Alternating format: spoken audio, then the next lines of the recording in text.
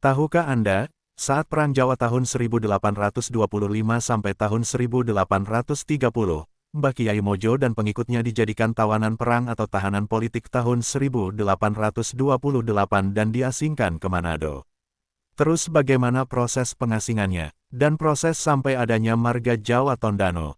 Tepat pada tanggal 2 Desember tahun 1828 Mbah Kiai Mojo dan pengikutnya diberangkatkan dari Semarang ke Batavia dan tiba pada tanggal 3 Desember tahun 1828. Mereka ditahan di Batavia kurang lebih 11 bulan sejak tanggal 3 Desember tahun 1828 sampai 12 November tahun 1829.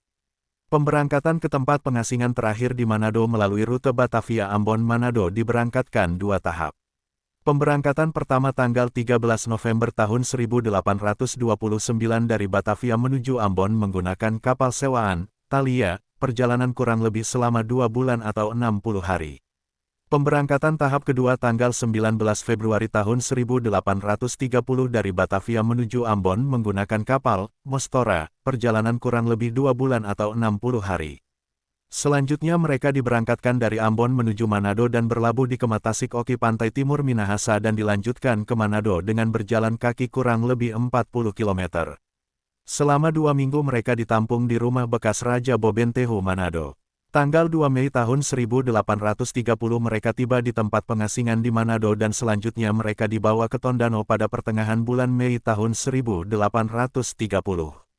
Namun dari total 74 orang tawanan perang atau tahanan politik Mbah Kiai Mojo dan pengikutnya yang diberangkatkan dari Batavia ke tempat pengasingan Manado, hanya tersisa 56 orang yang sampai di tempat pengasingan Manado Tondano dikarenakan 18 orang meninggal dalam perjalanan. 25 tahun kemudian, setelah masa pemindahan atau pembebasan dan wafatnya Pangeran Diponegoro tahun 1855, total berjumlah 7 orang pengawal Pangeran Diponegoro yang ditahan di Makassar bergabung dengan Mbah Kiai Mojo dan pengikutnya di Tondano, sehingga total pengikutnya di Tondano menjadi 63 orang.